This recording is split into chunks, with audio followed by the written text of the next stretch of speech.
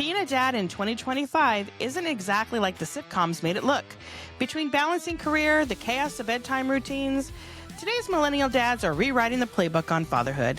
They're breaking generational molds, showing up with vulnerability, humor, and the kind of stories you won't find in any parenting manual. In this episode of Just Saying, I sit down with Rodney Carpentier to explore the hilarious, heartfelt, and often messy reality of modern fatherhood.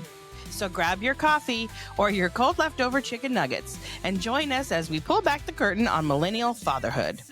Because parenting might not come with a manual, but you've got the next best thing. Real talk, real laugh, and real stories that every parent can relate to.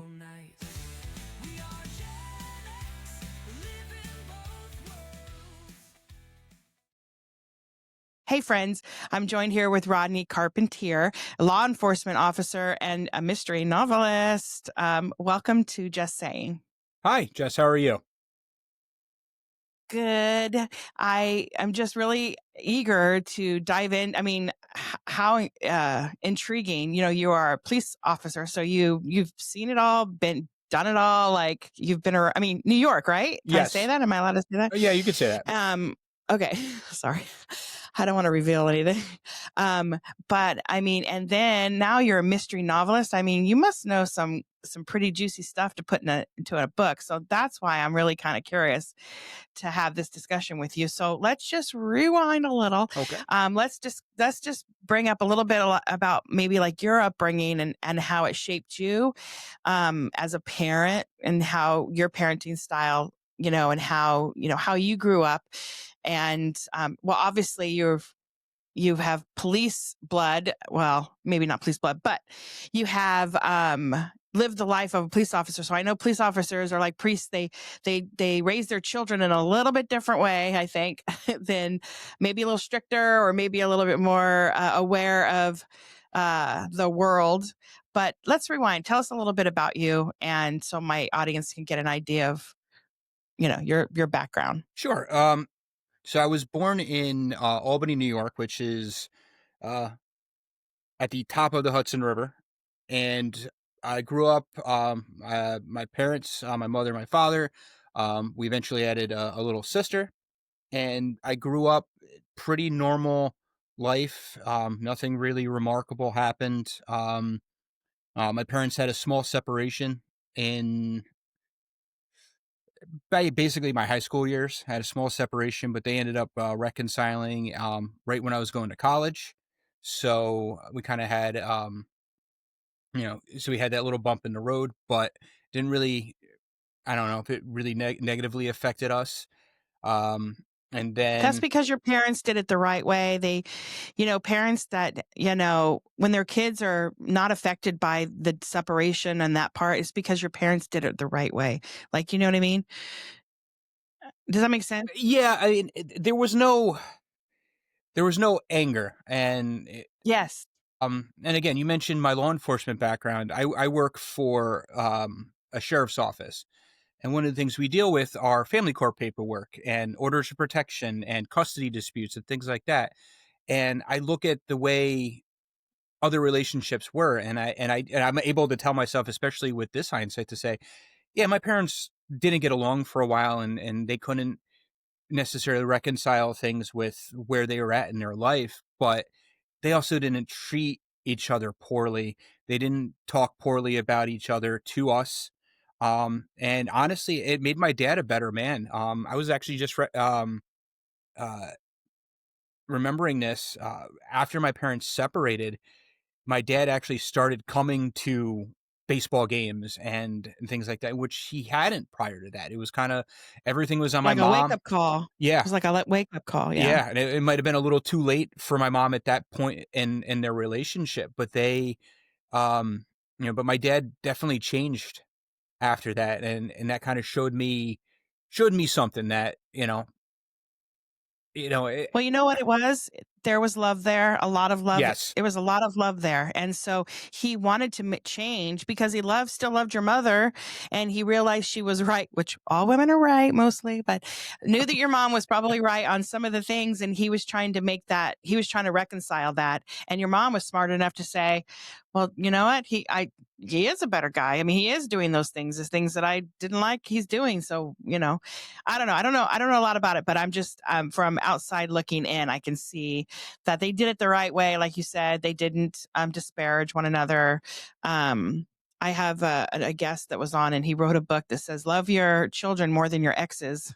Like, and it's so true, you know what I mean? Like you should do whatever it takes, and don't disparage the mother because, or the father, because they are a part of your child. And it's it's easy to say, it's hard to do. I mean, I didn't do it. My husband has an ex-girlfriend. They were never married, but they have a child, and it was difficult when the other half doesn't treat you very nice. It's hard to be civil. And for everybody out there going through it, like, I totally understand. I mean, I think I see the father's side a little bit more stronger than the women's, because I was the stepmom, and I was on the side of dad. So, but I know I just went off on a tangent, and we are talking about Not, you. yeah, that no, no, it all comes back to it, because how you're raised, it does affect you for the rest of your life, and And how you parent. It's how you're going to parent, yeah, I always joke around. I have an 11-year-old daughter,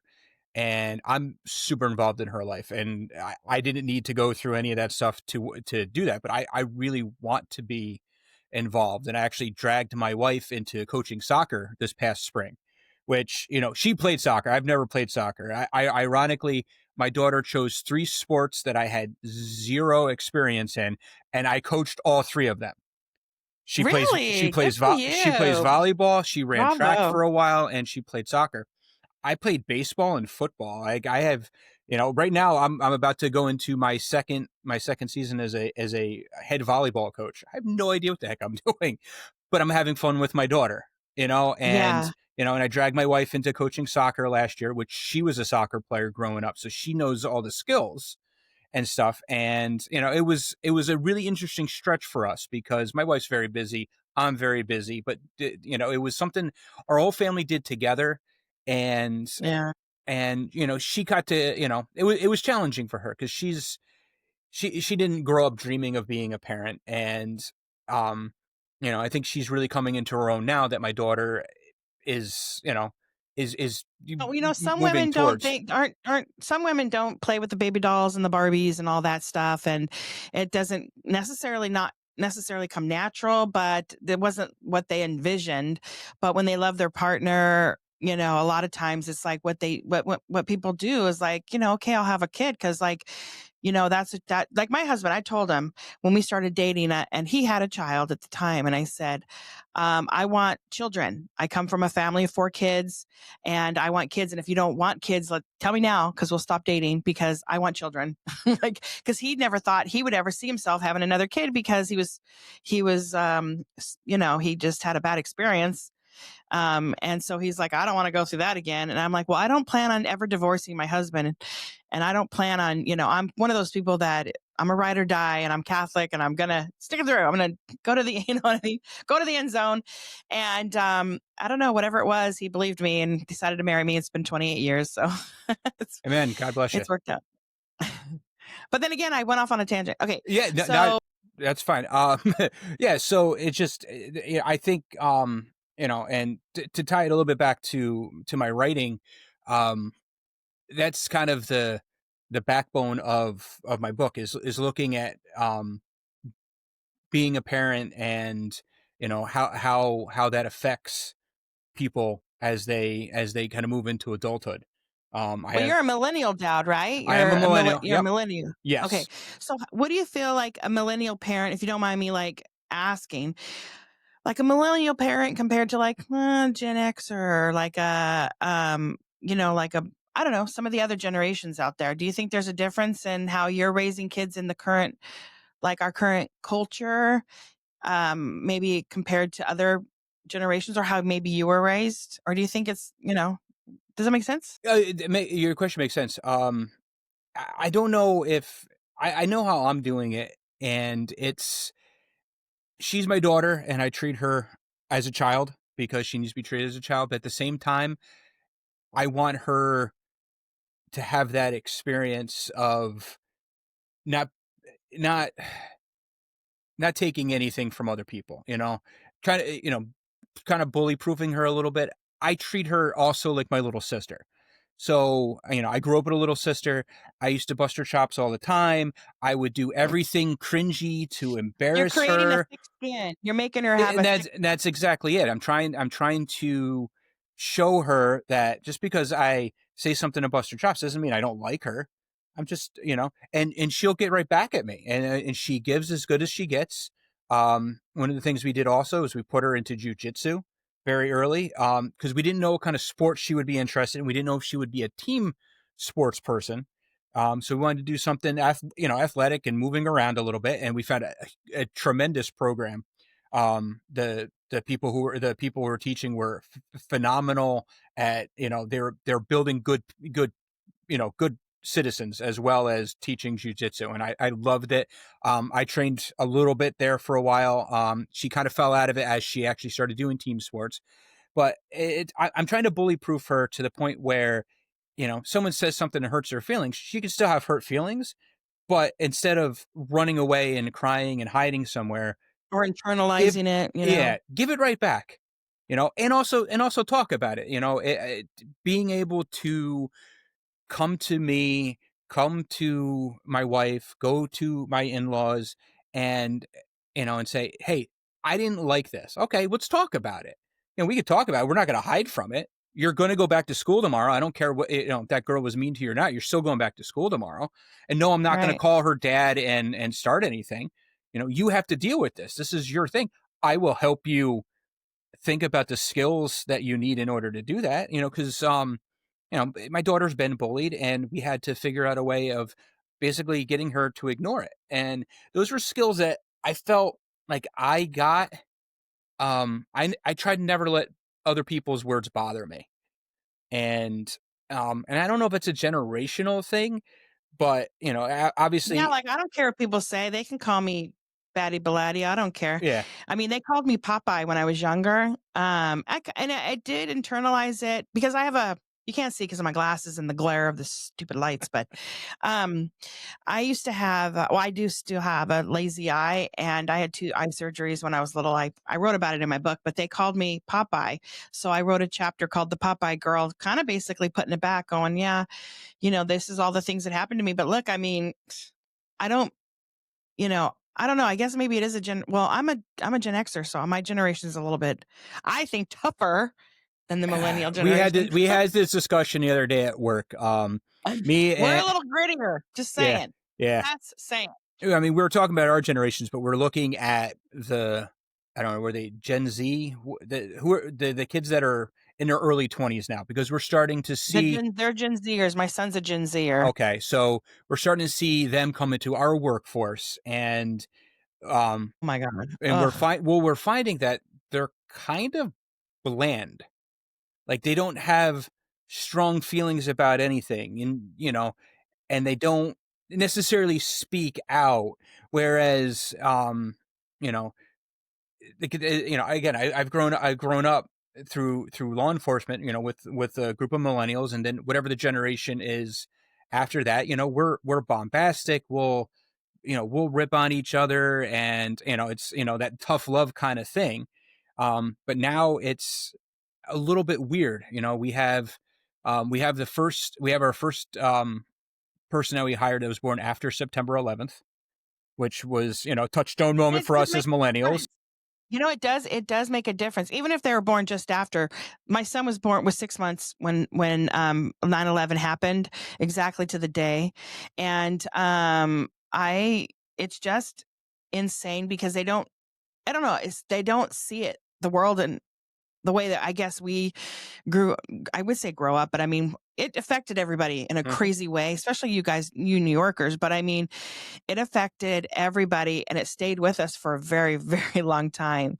And you cannot look at the images or go back and think about what you saw, or it's all over the internet, without like literally shedding a tear about that day. Cause I mean, at least me, I can still cry looking at the image. And Absolutely. every year when we're in it, when there's a remembrance about it, I'm like, oh my God, it's like, that's so nuts. But it doesn't affect them because they didn't see it happen at the moment it was happening because it was televised you know what I'm saying? It was Oh so yeah. nuts. Yeah, it's so it's just there's you look at where the generational shifts are, and that's where we're finding people, and I'm sure that I guess they would be Gen X, end of the Boomer generation, like my dad. My dad was born in 1962. Excuse me, 1960. What am I talking about? He was born in 1960. Yeah, they're boomers. That's a But boomer. he's kind of at the very end of the boomers. Like, he's kind of in that. So, growing up with the guys, my first job was working with his company.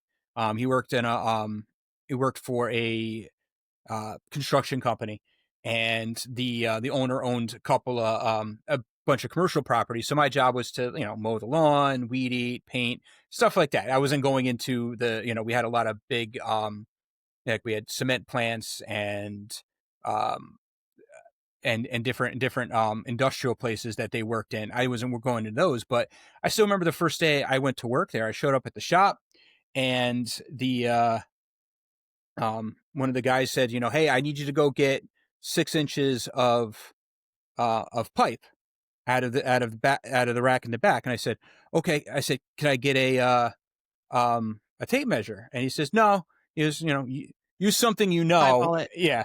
Well, no, eyeball it based off of something that, you know, Yeah.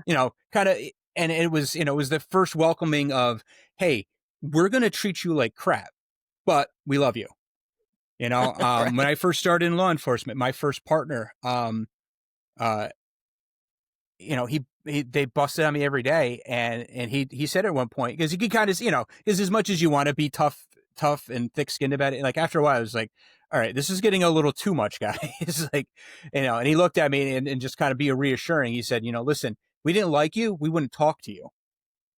That's true. That's much worse. And I've kind of picked up on that, and I find also, it's not just your parents that raise you. It's you know aunts and uncles, or people that your parents are friends with. They also shape that also. And my parents had a ton of trust in me, and I never let them down on that trust, That's because you're a good guy, that's why. I See, guess. policemen, by the way, thank you for your service, by the way. Oh, I mean, it is a thankless sometimes job, but, I have friends that were in the law. I have a girlfriend that I grew up with. She was in law enforcement, and my best friend is in the military and was at the Pentagon when it was hit in nine wow. 11. And hey, girls, I love you if they're listening. They better be listening. Um, so, but, Anywho, let's get back to your daughter a little bit. If I love girl dads, so tell me a little bit about how you, a macho policeman. I mean, I'm not saying you're macho, but come on, I'm you not got to be a macho. little tough. You're not macho. I'm not macho. You got to be a little tough. How do you handle like all that encompasses a girl? I mean, you're not even in the screaming and slamming the door phase yet. I mean, she's 11, so she's not at that huffing and puffing stage as Yeah. much. But does she have her little meltdowns, and how do you deal with that? How do you um navigate that? so yes, she has her meltdowns. um I do my best to just remain even, like, to rise to that level, where she's at, and meet her where that you can't do that. You kind of got to be an anchor and be like, no, I'm going to stay down here, and I'm going to be calm and collected, and just, and then she can scream and yell, but if someone's not screaming and yelling back at you, eventually your mind goes, all right, what are we doing here? We're way up here, and nobody's up here with us. So, um, and it's one of the things we're working on is getting her to plan things in advance, because she'll hit me with something last minute, like, I want to go to this, I want to go to that. And then I'm like, well, when isn't there? She's like, it's at 6 o'clock. I'm like, you couldn't mention this. We had a situation. My wife was traveling for business, so it was just her and I. And she told me she wanted to go to wasn't the sports dinner. It was another like fundraising dinner thing with her school. She goes to a private school, and her friends were going. And we had talked about it in advance. I'm like, hey, do you want to go to this? No, I don't want to go. I'm like, okay, then we're not going to get a ticket or anything like that. And then day of, now all her friends are telling her, oh, we're going to do this and we're going to do that. And she has severe FOMO. Like, if I'm Oh, not yeah. there, you know, my best friend's going to make best friends with somebody else. And, I'm just going to get totally left out. So, so trying to understand that fear. So yes, I did try to see if we could attend it in the end, but it was something that they had already, it was done. There was no walk up tickets or anything like that. It was what it was. And, she screamed and cried for a little bit. And I was like, all right, well, I'm sorry that you're disappointed, but this is what it's going to be. And I just tried to stay calm while she screamed and yelled and slammed doors, actually. So I've got a small taste of that. Um, It will start soon. Like my daughter, she has special needs, but I guess she thinks I, th- she thinks because she watches YouTube a lot, but like what a teen is supposed to do is supposed to huff and puff and walk off and slam the door. It's like, I don't know where she learned it from because we don't do that in our house. mm, Like we don't slam doors. We're not yelling at each other. My husband and I, it's not something it's not a behavior that she is mirrored from us. And so I always say it has to be from like something that she learned or read in a book that like the teens are supposed to do. And so she's doing it now. But then she slams the door and she huffs and you can hear in her room screaming and yelling. And then she comes back out like literally within 30 seconds. She's like, I'm sorry for my behavior. Like it's so cute. It's like she punishes herself, but I mean it's so cute. I can't help it, but I'm like it's okay. But I interviewed a doctor who said the best thing to do sometimes is to when they're yelling and screaming is just remove yourself, give yourself a timeout, and then they're like, where are you going? Like they'll follow you because they're like want to continue this drama and they want your reaction. And if you just walk away and say, I can't be around this, it's hurting my ears or whatever, yep. and you remove yourself, and then you're giving them a timeout, but you're really not. You're timing out yourself because they will want to be with you, and you're basically taking that away from them. And sometimes that works. I'm just saying. Yeah. Uh, Well, it was interesting. My wife and I compared notes on this. And so we're both the elder siblings. I have a younger sister and she has a younger brother. And she found that growing up, the thing that affected her brother more was when he was ignored. Like if he did something, and then his mom would turn her back on him and say, I'm not talking to you. That would affect him more. And I was very similar to that. Like if being ignored, I wanted to make that apology, like you said, your daughter does. And whereas my wife, I don't know, there might be some sociopathy in there, but she could care less. She's like, you need to sit on that couch, and she's like, okay, I'm not talking to you. She's like, all right, cool. Like my wife's response was a lot different to discipline, than that. And then so I find my daughter doesn't necessarily react to the being ignored part, but she is very quick to go, all right, maybe I overreacted a little bit. And she'll come out and she'll try to smooth things over a little bit, and at least, kind of rebuild the bridge super quick. She may, knock something over, but she's right there to try to set things back up between us. And my wife and I are both agreed a long time ago to be quick at forgiveness. Like if she's going to come back and be remorseful and serious about that remorse, we're not going to hold a grudge and let it continue. We used to call it when she was very small. We used to go, no more sad faces. We're right. we're gonna move on from this. Yeah, we're I always say, upset, just get but over we're it. right. Yeah, exactly. Yeah, we're gonna move on. We're not gonna hold this against you. You were in a I bad always say mood. the same thing to my daughter. It's almost like you have to tell them, like, we're at a clean slate. Like, I'm cool. Like, we're good. I just tell her, I'm like, Piper, I go, mommy's not mad at you. I go, so don't be mad at yourself anymore. Okay. Cause Mm, she basically internalizes it more differently than most children. She'll harp on something when she thinks that I'm mad at her. Even though I said I'm not mad at her, like an hour later, she'll still be like teary eyed. And I'm like, what's wrong? And she goes, I'm just really sorry. And I'm like, Piper, mommy's not upset. Like we're okay. And so she just, it's hard for her to let go, but it's very important that you do tell them like, we're good. Like, let's move on. No, like you said, no grudges because I just think that's perfect. I mean, I just think that's great in yeah. family. Just in general, don't hold grudges against your family members. It's just not right. Yeah, but But you spoke about her internalizing it. My daughter, one of my daughter's issues is she's so hard on herself. She's actually harder on yeah, herself than we are. Like if she does poorly on a test, she will beat herself up more than we will. Like she'll be, and she's honest, and I'll give her that because I was not very honest with my family or my parents because I was always very smart. Things came very naturally to me, but I never worked hard. So, yeah. if I got a 75 on a test, I didn't care. I knew the material. I just didn't work hard at it. My daughter, she will come, she'll sit in the car. I pick her up in the afternoon. She'll be like, and she'll get mad at the teacher a little bit. She'll blame the teacher and I'll be like, yeah, but did you really study? And, then she starts getting mad at herself and, she's like, why am I so stupid? I'm like, you're not stupid. You're Why do not, kids do that? I I'm don't like, know. "Yeah, you're not stupid." They say that. I said, Fraley, My you're daughter you're does the same you're thing. not stupid. You need to work hard.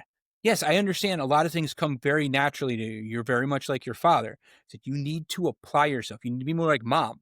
My wife, very intelligent, but she had to work for everything, academically. Like she had to work hard. She actually studied. When we were in college, we went to the same college. She actually went to the library like all day. Like, she didn't go back to the Me dorm too. room and party and all this other. She was Right. at the library all the time and I got straight worked very A's in hard. college, but I was a C student in high school. I didn't try. I just knew that I had to have a C grade to do all because I did cross country, track, and basketball. Okay. So I knew that I had to do get a good grade to be in that and do yearbook and all the things that I wanted to do. Right. So I didn't care. School was just to get by. But when I got to college, I told myself I'm going to try, and so I applied myself. And when I did, I got straight A's and I became a better writer.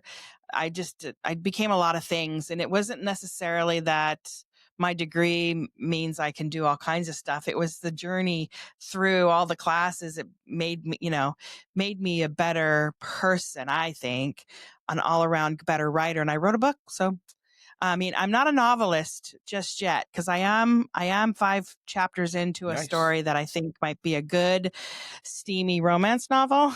Steamy romance is But where it's at.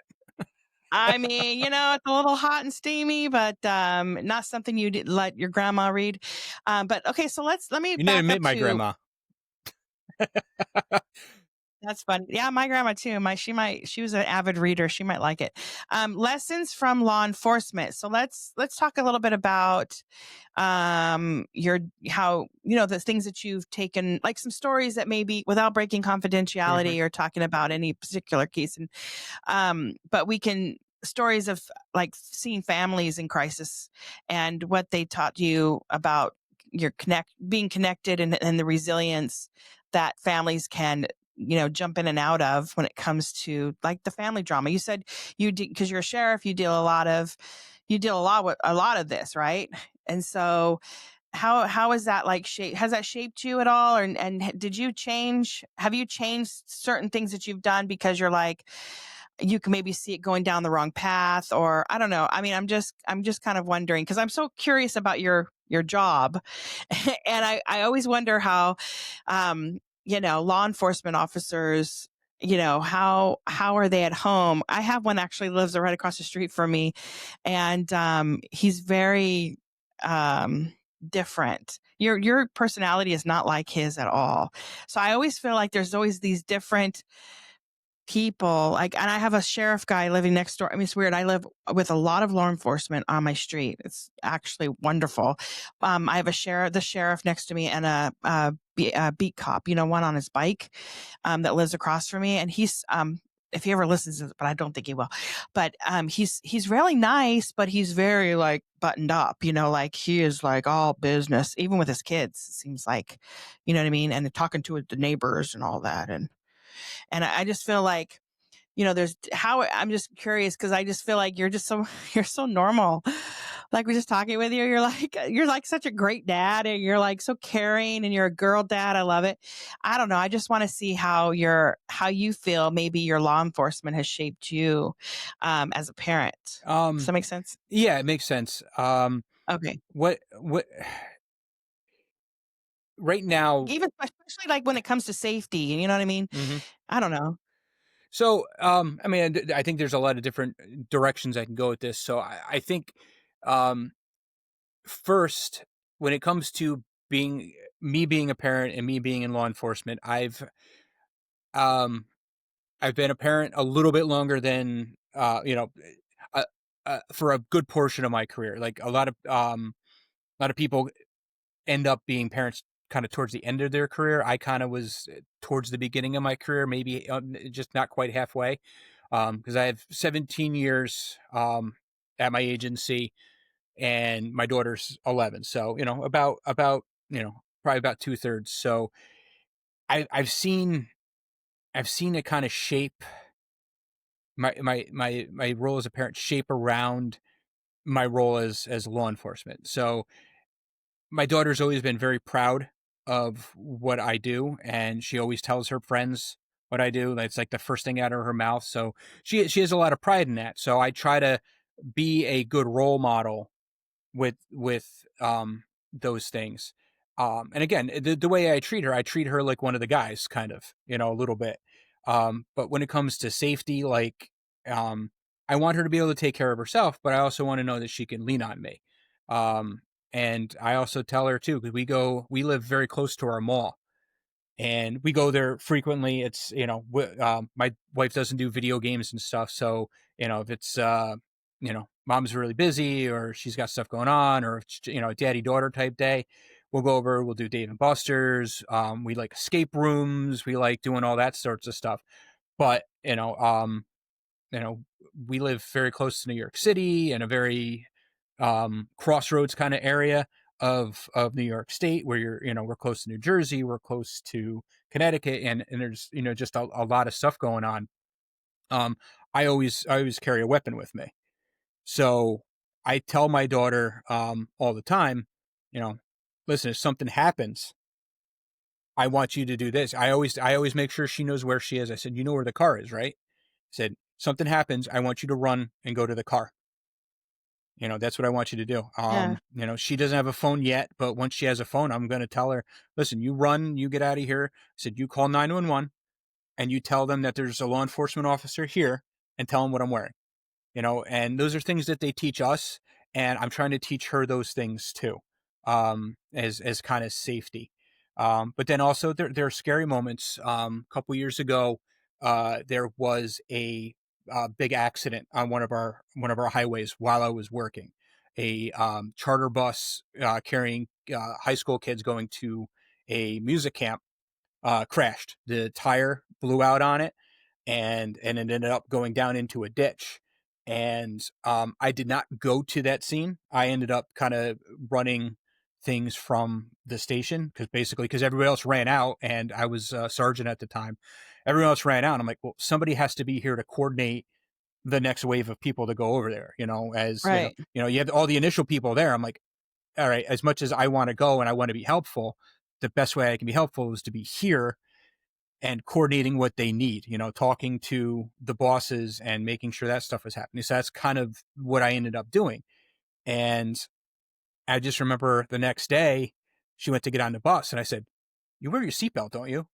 Oh yeah, Dad, they make us. Oh, oh, they have seatbelts on her bus? Yep. Oh, they don't have them here. I don't know if they do now, but they didn't. We had them, but Well, I didn't we grow. never were required to wear them when I was growing up. But I asked her, Yeah.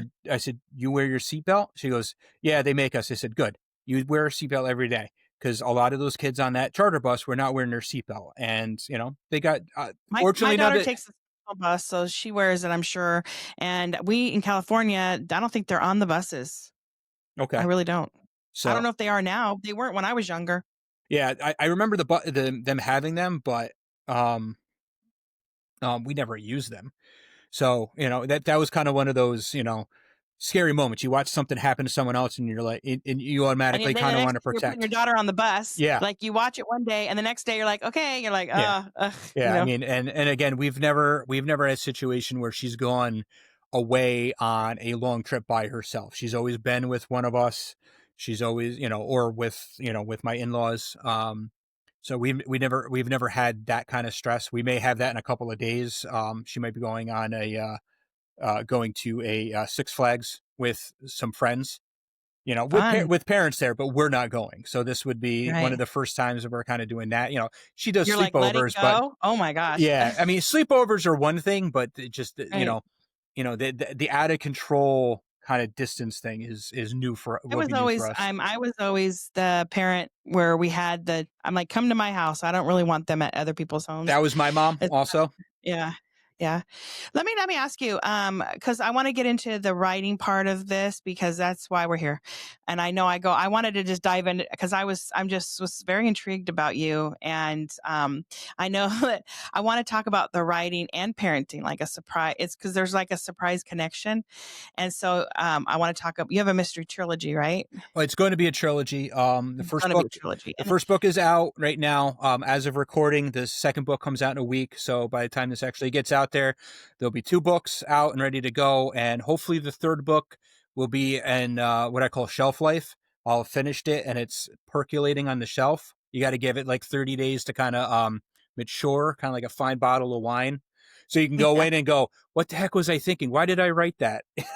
right, right, you right, know, right. so hopefully, yeah. So hopefully by the time this gets out, we're it through the process on the third book, hopefully, and I'm planning for a spring-ish release on that. So I'll have a full trilogy by middle of next year. So how did you ever decide did you ever feel like you wanted to just write a book and that was something you wanted to do? Or how did that come about where you had that feeling where you're like, oh, I'm going to put this down on paper? Like, do you, Um, so the process. I grew up always being super creative. I would run around in the woods and make up characters and stories and stuff, and I would kind of play act them out. Sunday afternoons when it was kind of lazy, my mom and I would try to write a mystery and things like that. That's why the first book, the dedication is "Mom, I finally finished a mystery." Um, so there was a lot of that creativity growing up, and I always liked to write things. But I never had any direction. I went to college, ended up being an English major, studying literature. Took a couple of creative writing classes, but that wasn't really what I wanted to do. Ended up in literature, and I got very snobbish, and I needed to be, I really liked the expatriate writers in the post World War One stage. So I wanted to be Faulkner. I wanted to be Ernest Hemingway. I wanted to be F. Scott Fitzgerald. And I didn't understand how to be that. I read it and I understood all the cool things that they were doing. And I'm like, oh, I'm going to do that too. And so I was very snobbish. And um, I also realized that I didn't really have enough life experience to write anything. Like I didn't have a lot to pull from. I didn't have a traumatic background. Like I said, my parents were right? separated for a while, but I didn't Yeah, I have any, filled up a whole book with that. So- I didn't have any major traumas or anything like that. So I didn't really know, to write. And so fast forward a number of years, I was working as a sergeant. My mother passed away in 2016. My father passed away in 2020. And about a month after he passed, I was working overnight. I was actually working a double, but this was the overnight portion of it. So it's 2 o'clock in the morning, and I started just kind of head bobbing, starting to fall asleep a little bit. So, but in that kind of weird half sleep delusion, I came up with this idea, and it was the log line for this book, and as it kind of rode around in my head a little bit. I'm like, you know what? Hey, let's do what we used to do and write down some of this stuff to see where it goes. So I started writing some of it down as notes just to keep me awake a little bit. And I decided that I wasn't going to wait anymore. I was about to turn 40, and I talked my entire life. Anytime you go back and read school projects and stuff, I always did well on the creative stuff, and people were like, oh, you should write something someday, and I felt it was time. I was going to do this. So I had this brand new idea, so it wasn't like I was trying to rehash and try to bring forward something that I tried to write in my youth. My right. This was a brand new idea, and I could encompass a lot of things that were close to me. My law enforcement career, I had a lot of rich characters and people that I could pull traits from and little idiosyncrasies from. And at the same time, my wife and I basically between 2015 and 2022 had spent a lot of time in the Catskill Mountains hiking. And we had gone through all these little communities. The Catskill Mountains aren't very high.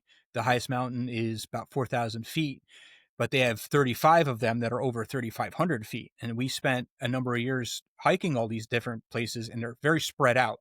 So you go to these little mountain communities, the little towns that are either based on ski tourism or hiking tourism, and it just kind of, the insular nation, the insular way that these towns exist, but also there's a lot of outside influence, coming in at times. So I really liked that. And I really liked the small town ends of things. So I decided to put it in, place it in this very secretive community, this very insular community. And kind of all came together after that. And I spent the next year and a half or so writing it. Okay. So I'm interested in your books. So what? Tell me about are you without giving it away. Obviously, tell me about like the characters or like the gist of the story without telling No spoilers. like what is the back summary? Because I that's where you. Well, I do The have them back- right here. So this is the first book. This is Our Lady of the Overlook. Cool. So Our Ladies of the Overlook. Yep, Our Lady of the Overlook. Okay. And I'll read it directly because I can never remember all the facts. So if you bear with me, Mike Ellis is a rookie cop in a rural Catskill Mountain town, working in the shadow of his dead father, the former police chief. When a true crime podcaster comes to town, Mike is drawn into a cold case murder investigation that his father began. As Mike begins to sort through the case, he stumbles into a modern-day murder case that has similar elements. A young woman, she's been strangled, a cop named Ellis, and of course, the Overlook. Duh. Yeah. So, Awesome. and then the second book. I love mystery, and I just love mystery, like mystery and kind of like I don't know, sci-fi is like one of my favorite things. I don't know. Funny thing is, I'm writing a romance novel. I don't know anything about it, but I just wanted to take a stab at it. You know what I'm saying? But I mean, I love that type of books. I bet you.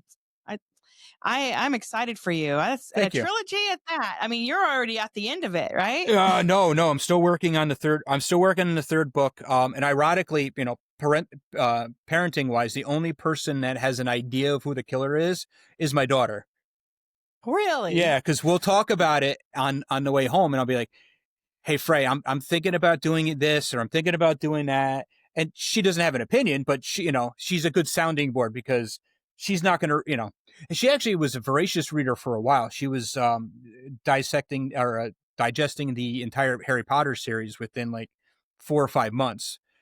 So maybe someday she'll read this. But I've read parts of it to her, and she's actually a very good judge of that kind of stuff. So I kind of trust her on that. But yeah, she's analytical. yeah, and she's the only one that knows how I plan on ending it. If I don't change it again. I've changed it a couple of times. So I felt like we totally dived into being a girl dad, and we talked about being a police officer, and we talked about your books. I mean, what's one thing? Okay, so what's the most surprising thing? I'm going to do rapid fire questions. So what's the most surprising thing about being a girl dad? Most surprising is how much me as a girl dad, I can affect her daily life by just doing something, and how she'll hold on to that for the entire day sometimes. Yeah, you know what? Being a part of your kid's life, I mean, how you guys are doing. You know what the funny thing is kids usually fill their day with things that they do, whether it's sports or friends or on their phone or listening to music or whatever. And when you're injecting yourself into the things that they enjoy, and you're going to their soccer game and their volleyball and their track and being a part of all of that, it will stay with them forever, and they will remember you being such an important part of their upbringing and their life. And it's such a gift, really. I mean, bravo, chef's kiss. Thank you. Well, I'm also trying to keep I'm trying to keep 90s music alive with her too. Like 90s, I'm all 80s. I force her to listen to our music, and she's like, "Dad, don't you know this?" I'm like, "No, don't you know this?" This, my dear, is these are the gin blossoms. This is collective Yeah, soul. You know, you know. right. That's funny. Okay, so one thing about law enforcement that taught you about, or that no book could ever. I'm reading this and I don't even know what I'm reading. One thing law enforcement taught you that no parenting book could ever, yeah, could. Sorry, see, How I messed much it up even when I was trying. how much your mental health as a parent affects the mental health of your kids. You Right. know, And you know what? When you're fighting with your ex, or you're fighting in any situation, even if you're a dad fighting with somebody on the street and your kids are watching, you're teaching them some things that are just not okay. And your kids might not, they'll internalize it, and it's behave yourself, people, especially when your kids are around. Am I yeah, right? yes. And Yeah. And if they catch you on video, it's forever. yes, Like, there's dad on YouTube acting like an idiot. and just what you're bringing home every day. Obviously, I come from a career that has this kind of stress every day, and when you bring that home, that can affect how things are. We had I went to mental health is huge in law enforcement right now, and it's a big priority for my sheriff. So I'm working with a bunch of other folks to work on our mental health, and we went to a 2-day symposium, and it started out with the guy who organized it. He brought his daughter, his adult daughter, who wound up in law enforcement, and they had a conversation about what it was like for her growing up with a cop as a dad. And again, it was a situation where they didn't cohabitate. The parents were separated and things like that. And it was very interesting to see how those things affected. And so no matter what you do, I mean, if you know you're an accountant, or you're whatever your career is, however, whatever you bring home or whatever you bring out of the home office nowadays is how your kids, that mental health is going to pass on. So you need to have good mental health yourself so that you can pass that on to your kids. So true. I mean, they always say when you're on a plane, put your mask on first. And when your masks come down in an accident or something, you put on your own mask before you can help your children. You need to take care of yourself. You need to take care of your mental health. And therapy is not a bad word. No, not at all.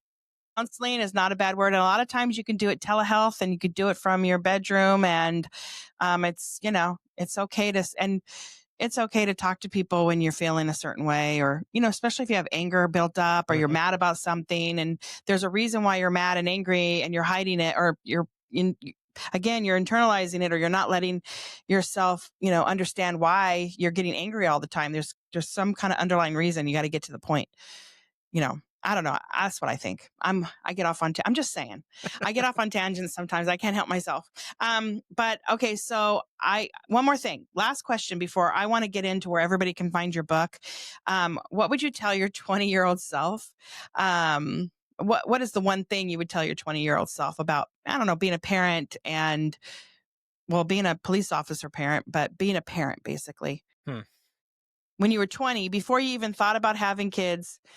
um yeah, go back to that when you thought, well, maybe one day I'll have children or whatever. What could you tell that your what good advice could you tell your 20-year-old self? Maybe that's like, what one thing you would have maybe done differently, or if you knew that it would help you as a parent. Does that make sense? Yeah. Um, that's really tough because who I was at 20 is very different, because I definitely didn't see anything where I didn't see where I'm at now when I was 20, you know. You didn't Um, think of this as your future, or you didn't think that you no, would be no. married with kids? Oh, no, I knew being married with kids. I've been with my wife since I was 16. Um, Oh, we've been married for 21 years. I got married. We both got married young. I was 22, barely 22 when I got married. like So babies. yeah. So and we talked about having a family, but back then it was get a college degree, go out and get a big job, and make a lot of money. Right. That was how millennials were taught. You're going to go to college. Everybody gets to go to college, and you're going to get a great job. Um, I think what I would tell my 20-year-old self is don't wait. We waited to about 10 years into our marriage to start having kids.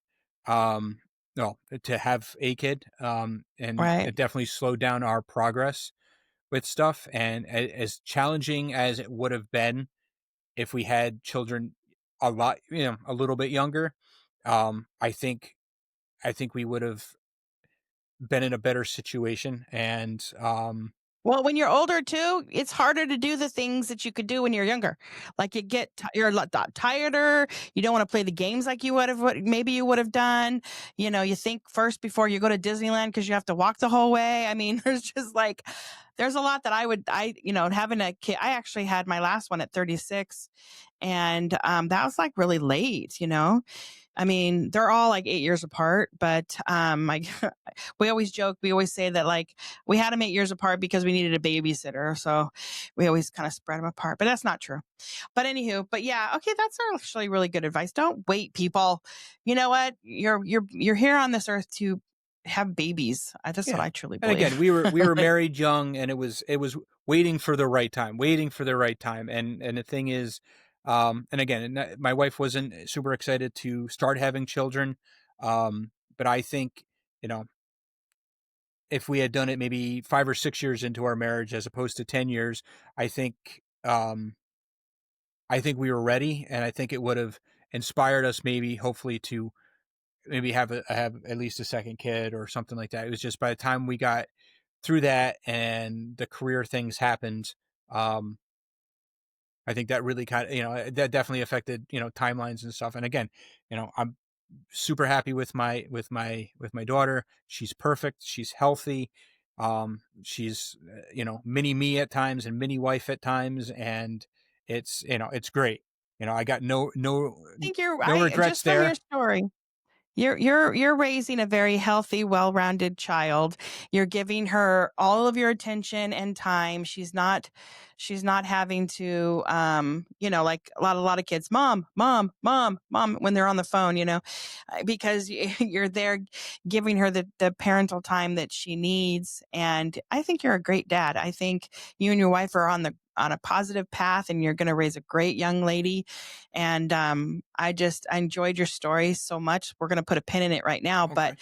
I want everybody to go out and get your book. So where can they find? Well, where can they find all of your books? Actually, you only have one. One by the time this episode airs, you'll have another book out there. And let's hear the titles and where they can All find right. them. So the first book is Our Lady of the Overlook. Second one is going to be called Quiet Whispers of the Overlook. Love that. Actually, it was picked by my dozens of fans. They helped to name it. It was You're a dozen. That's like me. I like yeah. all 12 of my friends. No, So, so yeah, so those are the two books. Best way to get it is through my website, rlcarpentierwriter.com. You order through there. I personalize and sign every single book. And I also throw in, usually a couple of, stickers or magnets or pens or something cool to go along with it. Um, However, I am also available over on Amazon. You can pick up a print book, or if you're an ebook person, those are there. And I am through Kindle Unlimited too, so you don't even have to spend your money on my book. Kindle will give it out based on page reads, so you can get it all there. I'm working on the audiobook, and I've said that on the last 15 different things I've been on. Working the audiobook, gonna get the audiobook out. Audiobook's yeah, coming, and I'm still kind of sitting in the sand on that one, but right. maybe by the time this airs, there'll be an audiobook. So maybe take a look I say over the same thing. Audible. My people say 6 months it'll be done. I'm like, I'm not holding my breath. Like whatever, because but oh, that's awesome. And then also you can find his website, this episode title and everything, and then you'll have all of his contacts on my website, and that is justsaying.net, www.justsaying.net. You always can reach out to me by email. That's justsaying@att.net. And go to I'm on Instagram, TikTok, Facebook, YouTube. Go to all my things and like me all, and follow and subscribe, all the things. And you're been a gem today. I really do appreciate you coming out and being on the show. So thank you so much. And your story is wonderful, by the way. Thank Oh, you too for your service again. Thank you. thank you for the opportunity, Jess. I really appreciate it. Awesome. Well, goodbye, everybody. Bye.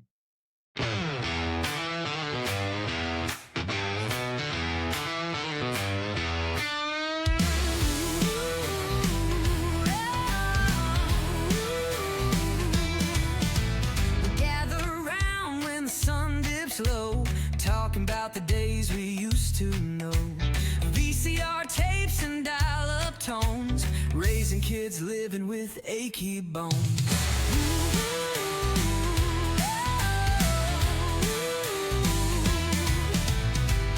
Leather jackets and big hair days, now it's carpool lines and PTA. Neon dreams turn into schoolyard fights, but our hearts glow in retro nights. We are Gen X, living both worlds. From cassette set tapes to a digital world. Parenting now with a nod to the past. The retro love we know will last. We are Gen X, living both worlds. From cassette tapes to a digital world. Parenting now with a nod to the past. The retro love we know will last.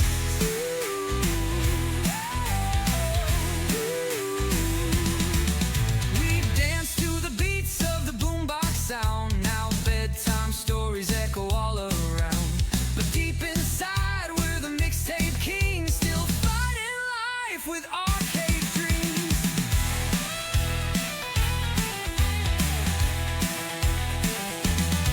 Feeding families with a pizza slice, telling tales with a side of advice, laughing at the way